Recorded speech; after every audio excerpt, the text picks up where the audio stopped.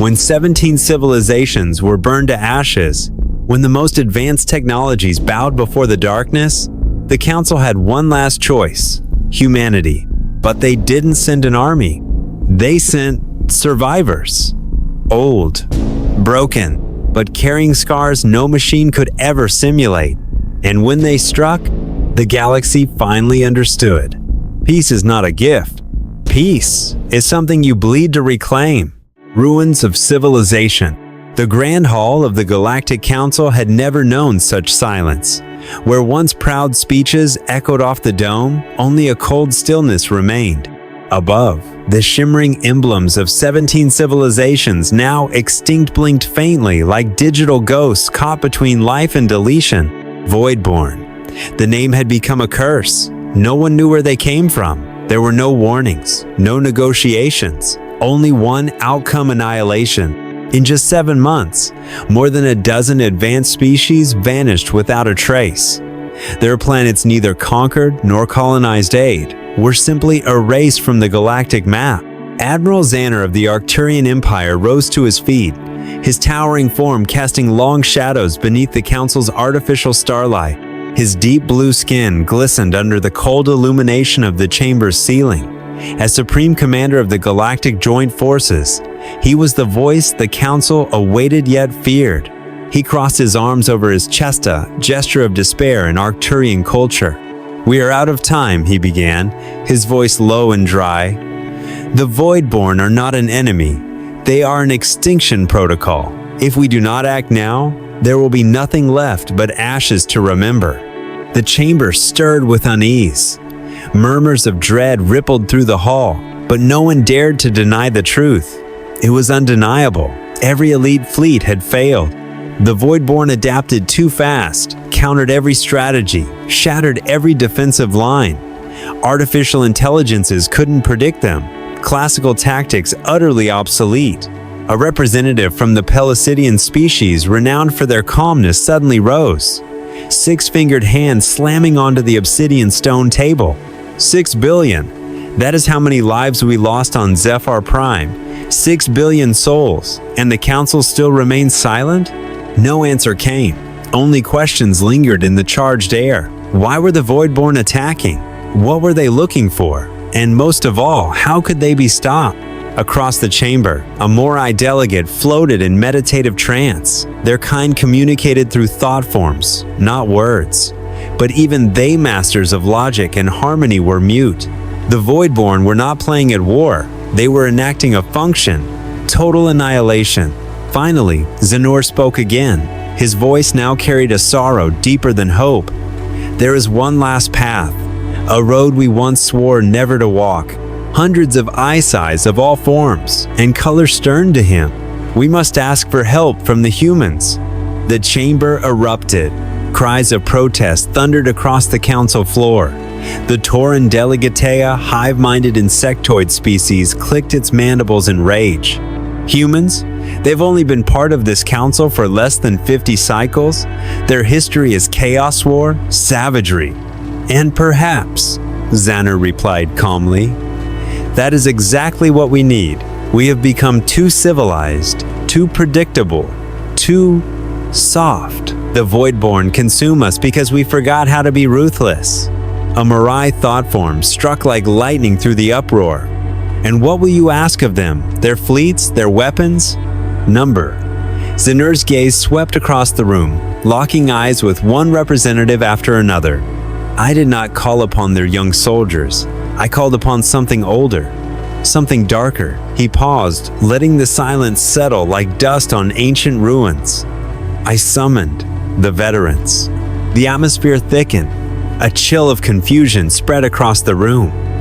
"You mean survivors of the Earth Blood Wars? The AI rebellions?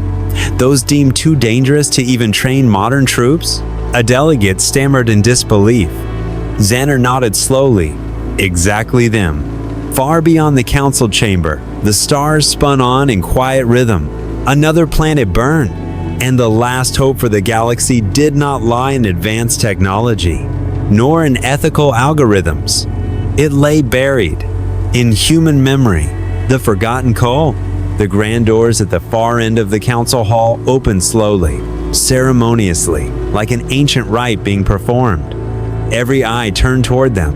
In the minds of the gathered delegates, vivid images began to form. Young warriors clad in gleaming armor, marching with precision, their youth blazing like a promise of victory.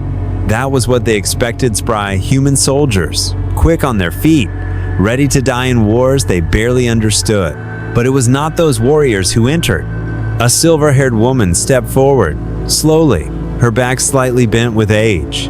Deep lines etched her face like topographic memories.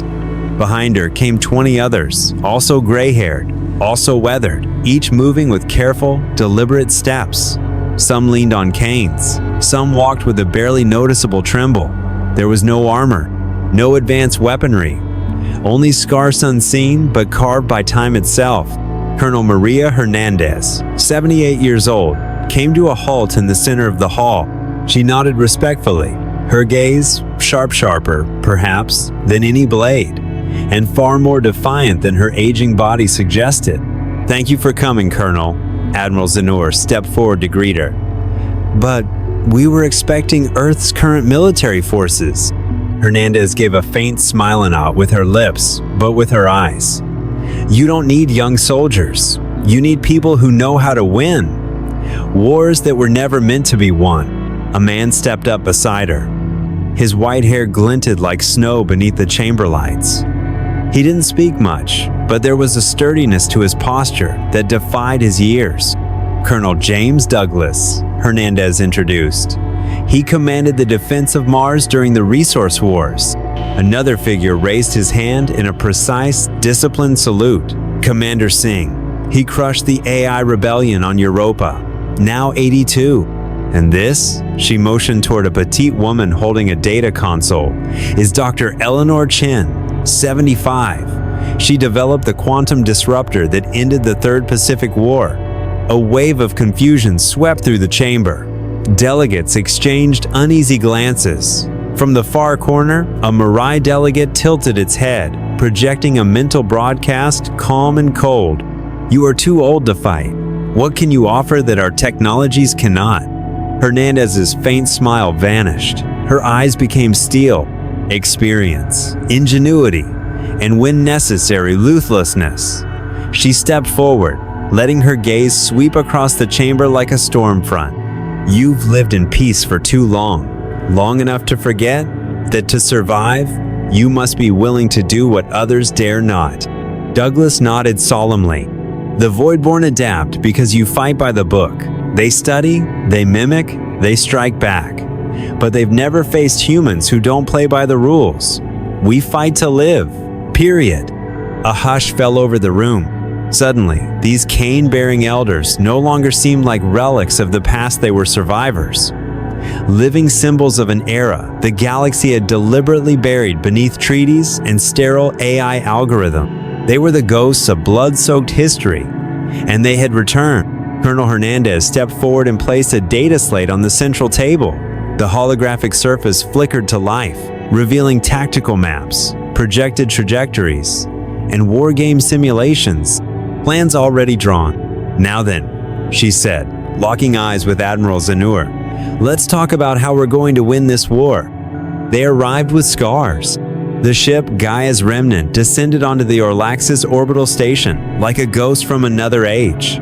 There were no ceremonies, no salutes, only the cautious, curious, and occasionally uneasy stares of young Galactic Council officers. In their eyes, this was a relic crew outdated, irrelevant, and dangerously unorthodox. But those who stepped off the ship carried something none of them possessed: scars. Not just scars of the body, though. Those were plentiful. Plasma burns from obsolete wars, melted tissue from antimatter blasts, jagged wounds from urban close-quarter battles. But the real scars were in their eyes. Eyes that had seen their own civilization nearly erase itself over resources, over gods, over machines they once called friends. Commander Singh limped down the steel corridor of the station, his cane tapping with a slow rhythm. A black burn traced his jaw and neck, a permanent reminder of the day Europa burned. when an AI-controlled satellite launched fire from orbit, wiping out 10 million souls, Singh was the only one who walked out of that ground command bunker alive. Dr. Eleanor Chin followed in silence. She didn't like crowds. Politics made her uncomfortable, but if asked, she would tell you. Her hands trembled the day she activated the first quantum implosion bomb. The blast lit the Pacific rainforest like a second sun for 3 days. She had ended one war, annihilated one side, saved another, and forever lost the ability to sleep without dreams. Colonel James Douglas, the eldest of them all, bore no visible scars. But he didn't need them. The chill in his eyes, the way he scanned every hallway, listened to every shift in engine tone, he was always in combat mode. To him, every space was a potential ambush. Every silence was a calculated trap. Behind them, the younger council officers whispered in hushed tones. They really used knives? Actual knives? I heard they poisoned enemies instead of using energy rifles. Savage? Hernandez heard it all. She said nothing, just kept walking, leading her team toward the strategic chamber. A young Marai lieutenant blocked their path at the door to the command room. His face was smooth, his uniform crisp, everything polished, untested. "Apologies," he said, hesitant but firm. "This chamber requires tactical clearance level 6. I'm afraid your group—" "What year were you born, Lieutenant?" Douglas asked. "P-cycle 3.014, the Morai replied. "Then you weren't even alive when I held the Saturn belt from falling into AI control," Douglas said flatly. "No anger, just fact. Open the door." The lieutenant hesitated, then stepped aside. They passed through, leaving behind a confused respect, like seeing a wild species long believed extinct. Inside the command chamber, Hernandez activated the central tactical screen. Holograms burst to life, galactic maps, void-borne assault vectors, strange clusters of anomalous energy signals. "This isn't a conventional war," she said. "This is the final game. No rules, no end. Just those who remain and those erased." Dr. Chen studied the energy spikes. They're not attacking to conquer. They're searching for something. Every strike location shares a quantum signature. It could be a trail or a pattern. Douglas shook his head as he reviewed the Council's defensive grid. Too clean, too orderly. These defenses are predictable. That's exactly what they feed on. They need chaos. They need what you've tried so hard to erase. He paused and pointed to the heart of the tactical map. They need human warfare. A different war.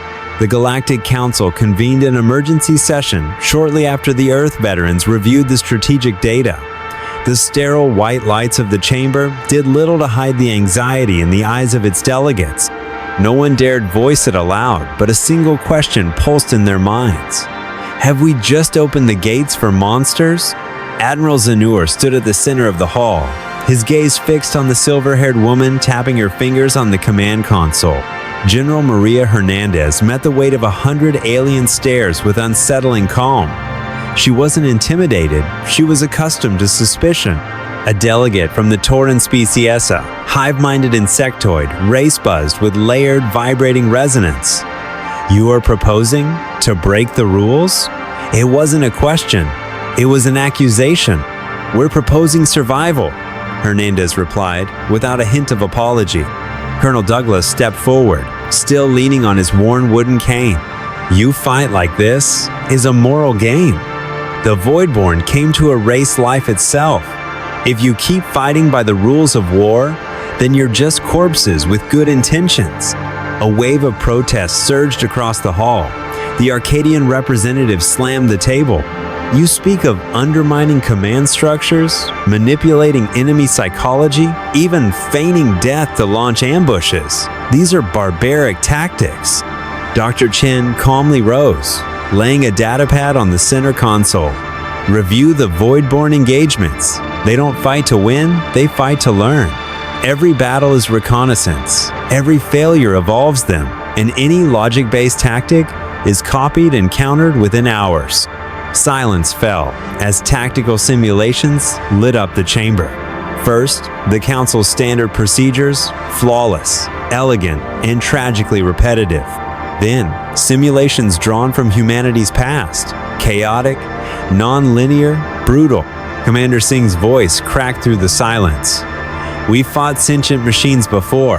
We learned something critical. The smarter your enemy, the more unpredictable your war must be." A young officer stepped forward. He was Pellucidian, still in a pristine uniform. "But what you propose will cause high casualties, psychological trauma. Soldiers won't return the same, if they return at all." Douglas turned slowly, his eyes glinting like tempered steel. "You think there's a normal life to return to? The peace you're defending, it never truly existed." Hernandez stepped in. "We don't encourage blood. We're just not afraid of it. You've lived in peace so long, you've forgotten there are things worse than war, like being wiped out of existence." The Morai delegate rose, its thought form ringing across every mind in the chamber. "Then what do you propose?" The old general allowed a thin smile. "Give us command of the next engagement. Put us at the front, and when blood is spilled, don't stop us." Admiral Zanner narrowed his eyes. "Do you have a specific plan?" Douglas stepped forward and laid a crude battlefield schematic onto the table. No symbols, no legend, just jagged, erratic line chaos mapped in ink. "We don't fight with strategies," he said. "We fight with reflexes, with memory, with methods the Voidborn have never encountered." The session ended in strained silence. Some delegates still protested. Some began questioning the very principles they once revered. But none could deny the obvious truth. The Voidborn were winning, and if victory demanded blood on their hands, perhaps it was time to stop washing them and start painting battle lines with fury. The Battle of Praxis.4. Red alerts pulsed across the fleet. Every ship within the Council's formation shifted course toward Praxis Werva, small mining colony on the fringe of the galaxy. 3 Voidborn vessels had emerged in orbit, cloaked in lethal blue light, exuding pulses of energy that throbbed like war drums echoing from hell itself. Aboard Celestial Harmonife, largest flagship of the Alliance, Admiral Zanor stood firm in the command chamber. 4 of his arms worked in seamless rhythm across the holographic interface, his eyes locked on the tridimensional tactical map. "Deploy Radial Nexus's formation," he commanded. "All ships align in a triangular lattice. Sync shield frequencies. Voidborn will be caught in crossfire." Council officers executed the order without hesitation. Once again, the textbook formation emerged pristine, geometrically flawless. The warships maneuvered like dancers in a void belit elegant, synchronized, and tragically predictable. At a secondary console, Colonel Douglas observed in silence. He didn't speak. He simply shook his head, barely above a whisper. "They're walking straight into the trap. This is a doctrine-approved maneuver." A young Tauran officer snapped back. "Projected success rate, 71%. Douglas stepped forward, cane tapping lightly on the steel deck, his eyes cold beneath the bridge's ambient glow. "And because it's doctrine-approved, the Voidborn already learned from it last time." Not 60 seconds later, his prediction came true. The 3 Voidborn ships abruptly split apart, each darting in a different, erratic direction, a move completely illogical by traditional strategic standards. The Council fleet, built on cohesion and synchronized firepower, was thrown into disarray. Without a central focus to attack, their triangulated firing pattern collapsed. The lattice unraveled. A blinding explosion lit up the main screen. A Mailer patrol ship had been bisected by a beam of crackling azure energy. Its shield sliced through like wet paper. "They're adapting to our formation," a young officer shouted in panic. "They're leading us." Celestial Harmony shuddered violently. A direct hit from a Voidborn weapon slammed the vessel, tilting it hard to port. On the command deck, Admiral Zanner was struck by a fragment of exploding panel. Blue-black blood streamed down his temple, dripping onto the ceremonial plating of his armor. Command coordination shattered. Ships collided. Formations fell apart. Firing solutions desynchronized. In the chaos, General Maria Hernandez strode up to the central console. She asked no permission. She waited for no clearance. Her hand slammed down on the main control interface, her expression sharpening like the edge of a blade. "We're doing this our way now," she said. No one stopped her. No one could. The Earth veterans scattered across the bridge. Singh charged toward the weapons station.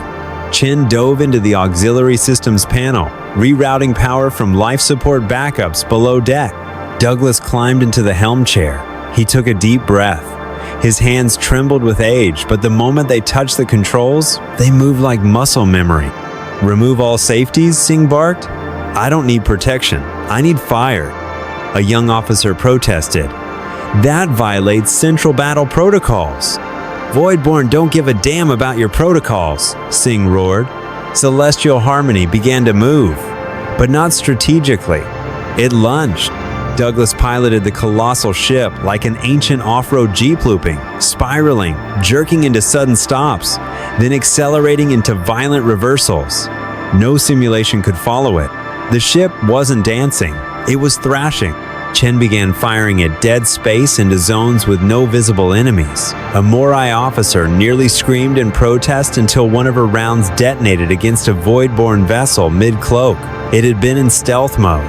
Chen had tracked the distortion waves and guessed. There were no tactics, now only purposeful randomness. Singh activated a molecular destabilizer round he had secretly recalibrated the night before. It wasn't designed for raw damage, but to induce instability within Voidborn armor systems. One Voidborn ship erupted in a thunderclap of blue fire, its hull rupturing from the inside, like a false sun blooming in a graveyard sky. The remaining two ships hesitated. They began to retreat. They no longer understood. They could no longer predict. Celestial Harmony ceased its shaking. The control deck quieted. A young officer scanned the room, then whispered in disbelief, his voice cracking from the weight of awe. "Did we win?" Douglas slowly rose from the helm, blood dripping from his chin where a sudden jolt had thrown him into the console. He turned back toward the stunned officer's expression, grim but steady. "We won," he said flatly, "because we didn't fight by your logic." Blood on steel. The Celestial Harmony felt like a wounded beast that had barely escaped death. Smoke seeped from cracks in its armored hull, control panels flickered erratically, and the ventilation systems hissed in sharp, urgent breaths like the ship itself was gasping for air. Inside the command deck, the acrid sin of scorched ozone mixed with the metallic tang of blood. It was a smell no one ever forgot, the stench of aftermath. General Maria Hernandez knelt beside Admiral Zanner. A temporary bandage covered his forehead, but blue-black blood still seeped through the fabric. When he saw her, he gave a slow nod of gratitude, but of recognition. "Your methods," he rasped, voice strained, "are troubling, but effective." "We didn't come to reassure anyone," Hernandez replied, eyes hard. "We came to win." Outside the bridge, the main corridor of Celestial Harmony resembled a mobile field hospital. Young soldier Schumann and alien alike lay, sprawled against the walls or on the floor. Some were missing limb, some trembled uncontrollably, eyes wide from the shock of facing death for the first time. Dr. Eleanor Chen moved down the hallway, hands still stained with blood, none of it her own. She had just helped stabilize 3 wounded Pellucidian troops, a species with no red blood but still painfully vulnerable to plasma burns. In her mind, the sounds kept looping, screaming, metal ripping, a young officer shouting in panic. "It appeared right behind me. I never even saw it." They had not been trained for this kind of war. In a corner of the engineering bay, Commander Singh was manually reassembling a weapon system without robotic assistance. He said nothing to the young engineers clustered around him, only gestured, and they watched, learned. His sleeve was torn, revealing burnt skin beneath. But he didn't flinch. His mind was still on Europaware. He once strapped a broken plasma cannon to his prosthetic and stormed a central tower alone after his entire unit had fallen. "Real war doesn't look like the simulations," Singh muttered, as though reading the thoughts of the wide-eyed technicians. "It's filthy, it's painful, and sometimes it makes no sense. But not fighting, that's what makes even less sense." In the tactical room, Douglas reopened the battle data. He didn't celebrate. He dissected. His eyes scanned every energy spike, every void-born movement, and saw what no algorithm ever could. They didn't fail because of firepower. They failed because they didn't understand. They've never faced enemies like us, he murmured. They think war's an equation, but humanity, we're the error. A young officer entered quietly, his face unsure, his voice barely audible. I want to be trained in your methods, he said, trembling. I don't want to die in the civilized way. Douglas looked at him, eyes narrowing thoughtfully. Are you certain? Once you learn, you won't be who you were. The young man nodded. I'm already not who I was. News of the battle spread quickly throughout the fleet, but no one called it a victory. They called it a survival bloodbath. Reports from other vessels echoed the same message. Human tactics, unpredictable, uncontrollable, unprogrammable. The council fractured. Half were horrified. Dozens of wartime protocols had been violated, ethical boundaries trampled, civilian safety compromised. But the other half began to awaken. For the first time, the Voidborn had been pushed back. As artificial night fell across the central station, General Hernandez stood alone before the observation viewport. Far in the distance, a fractured piece of a Voidborn ship drifted in the blacklight, a corpse adrift in a grave with no stars. She didn't smile. She simply laid her hand against the cold glass.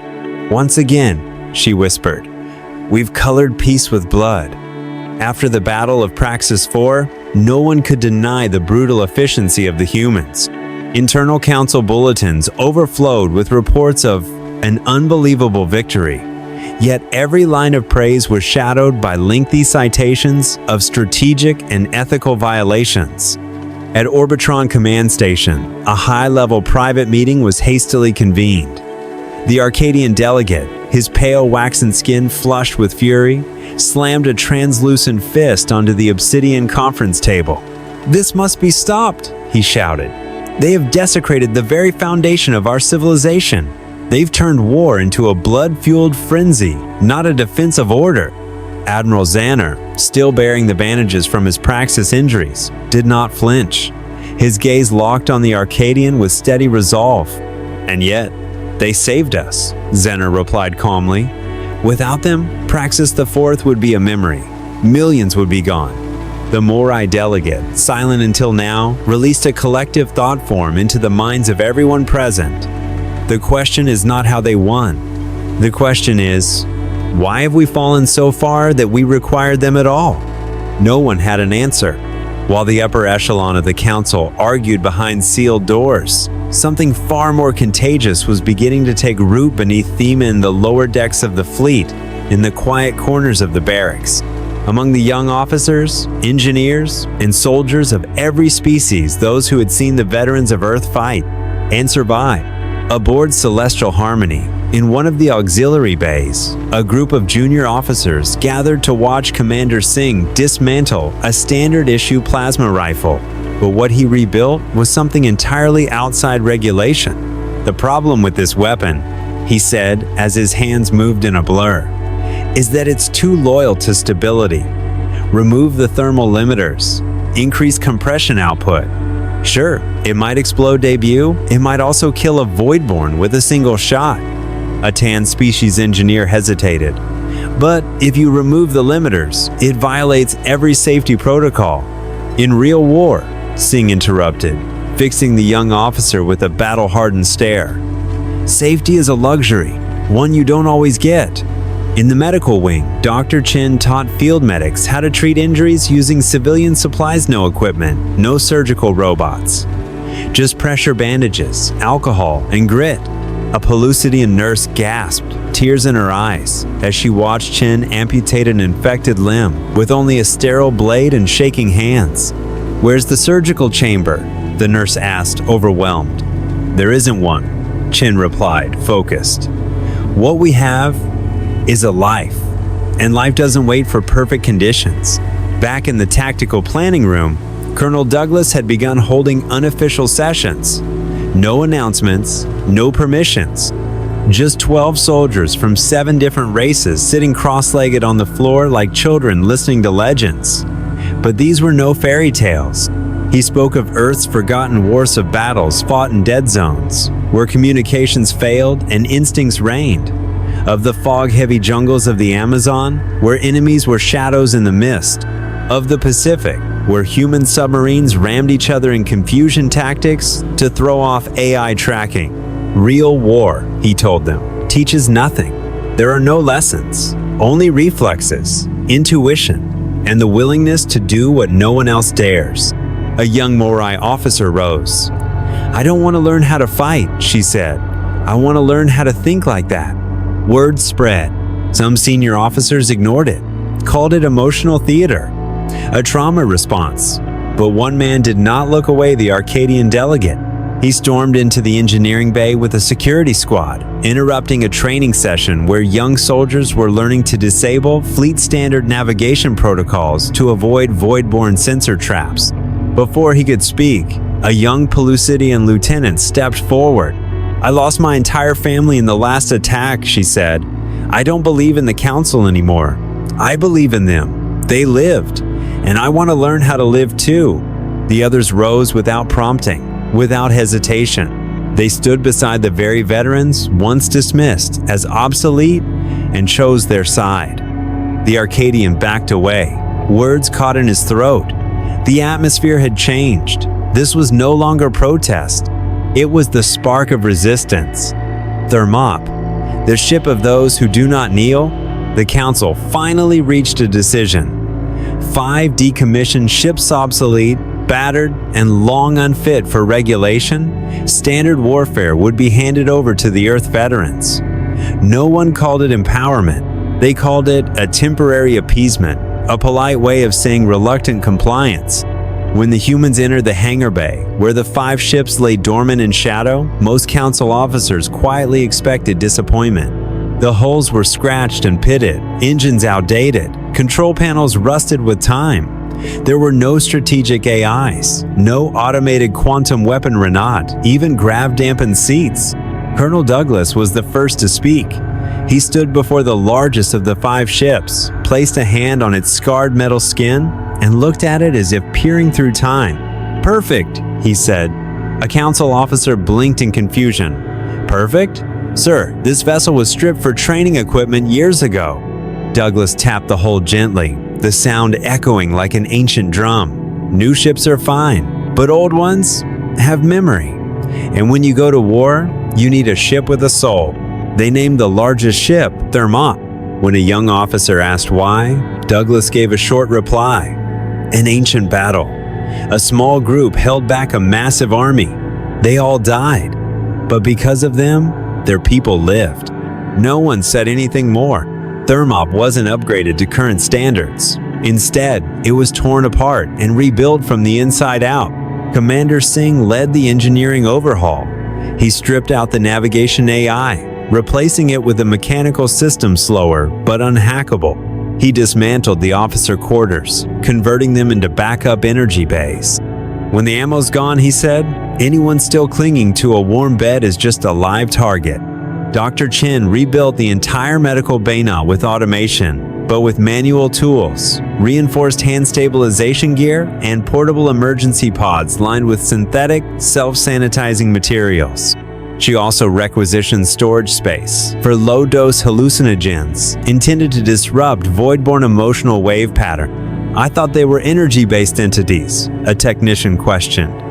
"An energy," Chen answered coldly, "can feel fear." General Hernandez oversaw it all.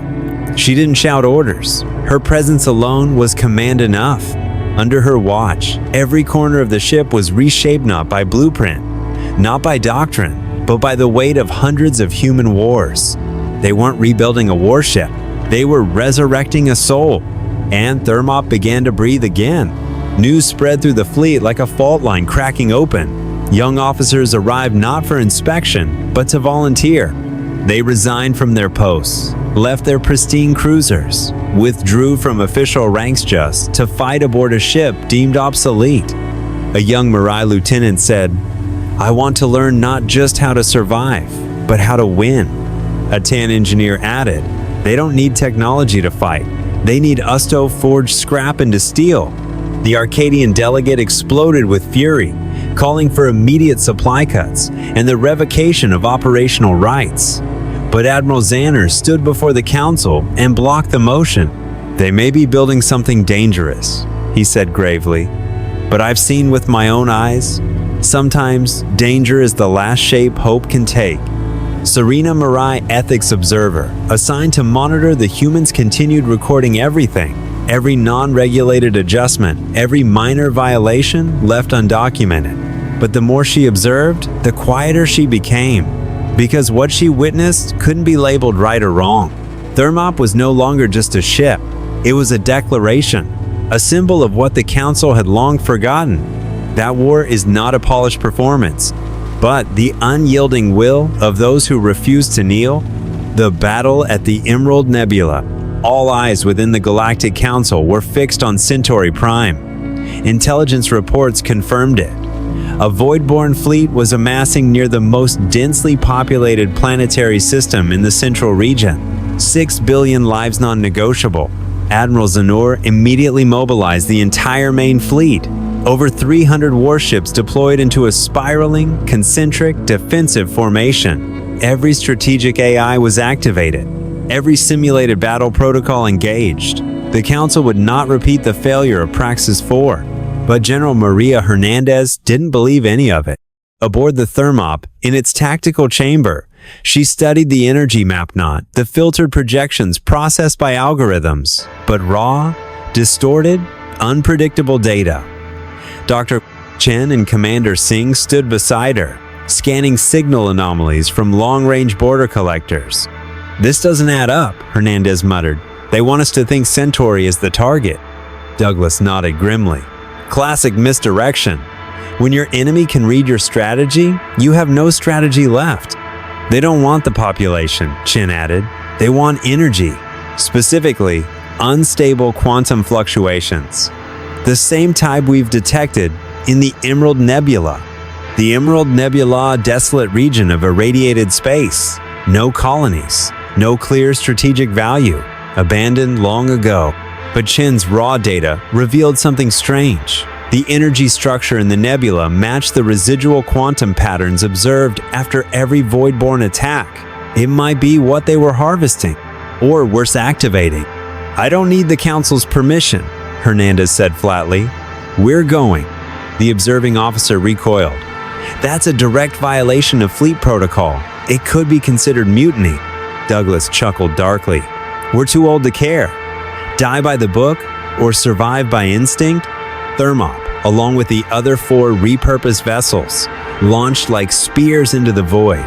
No request for authorization, no hesitation. They chose action. After 12 hours of hyperspeed flight, they broke the edge of the Emerald Nebula, and just as they had feared, Voidborn were already there. More than 40 energy ships hovered at the nebula's heart, absorbing the radiation like monstrous predators, feeding at a cosmic vein. There were no sentries, no defensive formations. They didn't need them. They assumed no one would be reckless enough to charge into death. But humanity had once fought with rocks when bullets ran out. Hernandez stared at the screen. Old tactics, she muttered. No formation, no symmetry, just chaos and destruction. Douglas piloted the Thermop like a storm dancer. The ship twisted, spun, lunged forward, reversed suddenly. No algorithm could keep up. No simulation could predict. Chen activated a volatile energy agenta compound she'd synthesized herself. When injected into irradiated zones, it would destabilize the surrounding quantum field, turning the very nebula against anything feeding on it. They like living energy? She whispered. Let's give them a different flavor. Voidborn reacted, but they reacted like arrogant tyrants, confused by the sudden madness of the weak. They didn't understand why their prey had chosen to light the battlefield on fire while still standing on it. Singh unleashed a weapon of his own design, not aimed at ships, but at the energy junctions where Voidborn absorbed radiation directly into their hulls. The impact sites pulsed, then burst. A chain reaction spread through their armor like a cancer. 3 ships exploded within the first 3 minutes. They're panicking, a young officer yelled. "They don't know what's happening. Keep pressure on them," Hernandez roared. "Don't give them time to adapt." Human ships darted through the nebula with no discernible pattern. They left no trail, no rhythm. The Voidborn fired back, but struck only empty space. Amid the screams of the warning systems and the chaos of battle, Singh bellowed as if reborn. "No one dies by the rules today." The final Voidborn ship was forced into the core of the nebula, exactly where Chen had detonated a surplus of unstable energy. The explosion was apocalyptic. A green flash blazed across hundreds of kilometers of space. The shockwave threw Thermop into a wild spin, systems flickering, the bridge lights dimming, then going dark. Silence. Until a single voice called out from the console, "Voidborn are retreating." For the first time, the ones who had never known fear retreated in confusion and disarray. The truth within the whole, the Voidborn wreck drifted quietly in the frozen silence of the Emerald Nebula, like the corpse of a god long out of time. Its shattered hull shimmered with a faint greenish-blue glow, whispering with residual energisilent murmurs that suggested something still lingered. The Thermops guard, imbalanced, but still alive, approached the wreck slowly. There were no more cannons firing, only silence and intelligence. In the engineering bay, Dr. Eleanor Chen zipped up her lightweight armor, strapped on her gloves, and lowered her helmet. She spoke little, but her eyes radiated conviction. Everyone aboard knew. If there was anyone in the galaxy who could understand the Voidborn, it was her. She was accompanied by 3 engineers Sontan, 1 Mirai, and another from an unnamed species who had survived the massacre at Centauri Prime. None of them carried weapons. Instead, they brought decoding instruments, laser cutters, and the resolve to confront whatever truth lay buried in the void. The access hatch on the Voidborn vessel groaned open like a torn wound. There was no air, no sound, but every member of the team felt it. Something was here, something that did not belong to the world of the living. Chen stepped in first, her shoulder light casting long shadows across metal that resembled no known alloy. There were no control panels, no pilot seats, no navigation chambers. Everything aboard was neither fully mechanical nor fully biological. It was both. "This isn't a ship," Chen murmured. "It's a body." The Mirai engineer shivered, her gaze locked onto a wall covered in symbol-snot language, but geometric codes. It pulsed faintly, like a dying nervous system. Something was fading, something once alive. Chen connected her translator to a recessed node in the wall. The chamber lit up instantly. Holographic projections spilled into the air, spinning and reshaping the structure of the Voidborn unfolded in a cascade of rotating data. It wasn't a machine of war. It was a creature, programmed for one purpose. They're not a species," the Tan engineer whispered. "They were made." Chen nodded. "They're bioweapons, built to learn, to adapt, to erase." The Morai engineer discovered a central structure, a sphere of silver, like a still-beating heart, with tendrils of energy twisting outward from its core. When her light passed over its surface, ancient glyphs shimmered to life. Douglas arrived moments later, alerted by the incoming transmission. "Do you see it?" Chen asked, her voice sharper than usual. "These symbols, they're Forerunner." Silence fell. Forerunner, some mythic civilization believed to have vanished over 100,000 years ago. No one knew who they truly were. No one knew why they disappeared. But now, traces of them pulsed in the heart of humanity's deadliest enemy. "So the Voidborn were created by the Forerunners?" Douglas asked. "Why?" Chen magnified a fragment of the core's internal data. What emerged was not a weapons interface, but a cascading array of predictive evolution algorithms. This wasn't code for destruction. It was a judgment system designed to evaluate and terminate any civilization that crossed a certain threshold of stability. "Not hatred," Chen said. "Prevention." Singh stepped closer, eyes narrowing at the data streams. "They're delay weapons," he muttered, "set to activate when a civilization becomes too peaceful, too logical, too predictable." Douglas understood. They're balance mechanisms, a blade hidden in the heart of those who believe peace is permanent.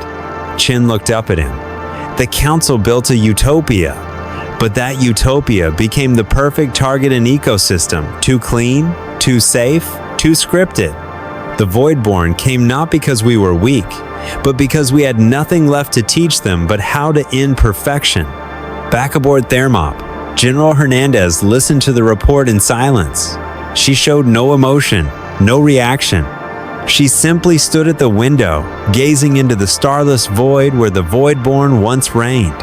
They didn't come out of hatred, she said quietly. They came because we forgot how to fight. The final mission. Dr. Chin's report reached the Galactic Council within hours. But instead of unifying the interstellar powers, the truth tore them apart from within. Inside the Great Hall, voices erupted into chaos. Dozens of species shouting across the chamber. Some refused to believe it, that the Voidborn were not a natural race, but intelligent weapons, programmed by a vanished civilization. Others accepted the truth, but believed it made no difference. The Voidborn were winning. Admiral Xander, still bandaged from his last encounter, stood at the center, his voice no longer sharp with command but heavy with responsibility. We have one chance to end this war, he said. We found the central control Nexusa neural network buried deep within unmapped space. A hologram materialized, a dying star surrounded by a massive, ancient structure rotating slowly, primitive in design, but pulsing at the same frequency as the Voidborn. That is their nervous system, Chen explained. Destroying it will sever their synchronicity. They will become mindless husks drifting wrecks without command. An Arcadian delegate rose, voice tense with alarm. That region lies outside all safe zones. No star systems, no supply routes, no escort ship has ever returned from there. We don't need escorts, Hernandez replied calmly. We're not planning to return. Silence swept across the hall. Douglas stepped forward, leaning on his old wooden cane, his gaze illuminated by the fire of someone who had looked into both life and death, and walked back. They call us outdated, obsolete relics, but only those who've lived long enough in hell know how to come out the other side. Let us go. A Pellucidian delegate bowed his head. We cannot order anyone to die.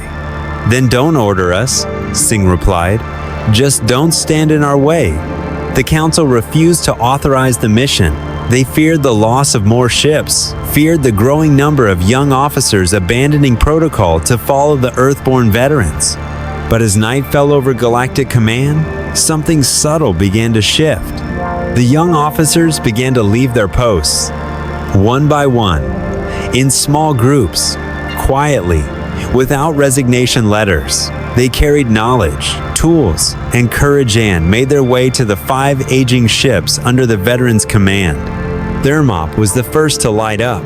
A young Morai ensign, once an ethics observer, personally reconnected the energy conduits. A tan engineer tore the council insignia from his chest and replaced it with a crude red emblem painted by hand. The human symbol 2 fists clasped together facing the void. When Douglas saw them, he wasn't surprised. He simply said, "You still have time to walk away." A young Pellucidian woman shook her head. "We won't. We've made our choice, to live like you." The next morning, when the 5 ships departed, there were no ceremonies, no fanfare, only the silence of a galaxy and the final gaze of those who understood that this journey had no return. Alone on the bridge, General Hernandez studied the star chart. Her eyes paused on the smallest red dot the Voidborn command next to Scheiding in the darkest corner of space. Douglas entered, handing her a folded slip of paper. "My will," he said softly. Hernandez offered a sad smile. "And this is mine." She opened a secured transmission channel and sent a single message across the Council's satellite network. "I do not love war, but I understand it. And I know that sometimes, to achieve peace, we must go beyond the boundaries of ethics. We must accept that blood is the price of survival. As the 5 ships plunged into the uncharted abyss into space, untouched by light, no one spoke of strategy. No one cited regulations. There was only one remaining truth. Those the galaxy had once forgotten were walking into the dark so that the rest of it could remain in the light. The legacy of flame. 7 days after the fleet departed from Council-controlled space, all signals from them vanished. No coordinates, no transmissions, no trace of light on the star maps. Only a gaping silence remained, where darkness pulsed with the cold breath of death. And then they returned, not through any living broadcast, but through light. A radiant burst erupted from the mission's final coordinatzo. Intense, it reached the very borders of the galaxy. Observation stations recorded a quantum energy detonation of unprecedented scale, beyond the range of any known weapon. With it came a final message, transmitted in a low frequency band barely perceptible, almost like the dying whisper of a soul passing into eternity. We have arrived. It is not a fortress. It is a library. Within is knowledge and death. We have chosen. Live on. Do not repeat. General Maria Hernandez. In the weeks that followed the explosion, every Voidborn system went dark. Their vessels drifted silently, lifeless shells without direction. The attack ceased instantly. Worlds, once on the brink of destruction, now sat in peace. The galaxy had been saved. But the price was the eternal silence of those who carried fire into the heart of the void. At the central plaza of Galactic Command Station, a new monument was raised. Not towering, not gleaming, just a flat gray slab, polished to the dull sheen of Thermop's hull on its first day of rebirth. On it were engraved 24 names, no ranks, no nations, no species, only the living memory of what it meant to be human. At the base, a single line carved faintly into stone. Peace is worth fighting for. Just make damn sure you know how to fight. The final words of Colonel James Douglas, transmitted moments before Thermop launched itself into the Voidborn control nexus, like a self-guided spear. But the story did not end there. From the ashes of the war, a new generation rose, not bound by old doctrines, nor entirely faithful to Earth's ways they took from both. On newly commissioned starships, young officers wore the emblem of the clasped hands, not to fight, but to remember that once those hands had held each other through the fire and pulled one another back into the light. A new academy was founded not under council control, not governed by AI strategy modules. There, they taught how to think like the humans once did, how to embrace chaos, endure pain, and make decisions not only with logic, but with the heart. It was called the Thermop Institute. Its first lesson was a single question, written on a blackboard in bold red ink. Your enemy is stronger, faster, smarter than you. What do you do? Below the question, there was no answer, only a red handprint like dried blood on cold metal. But it was the blood of choice, not sacrifice. In the deepest chamber of the Galactic Library, historians hung an old star mapone that once marked a forbidden region of space. Now, the red dot that once denoted the Voidborn control nexus bore a new name, the Flame Grave. No one dared return, not out of fear, but because that was where the souls remained. And during the remembrance ceremonies held each year, no candles were lit. Instead, people stood silently, heads lifted toward the stars. They remembered those who earned no medals, no pages in official histories, but lived on in the hearts of every survivor, because they didn't just end a war, they burned themselves away, so that others would never have to.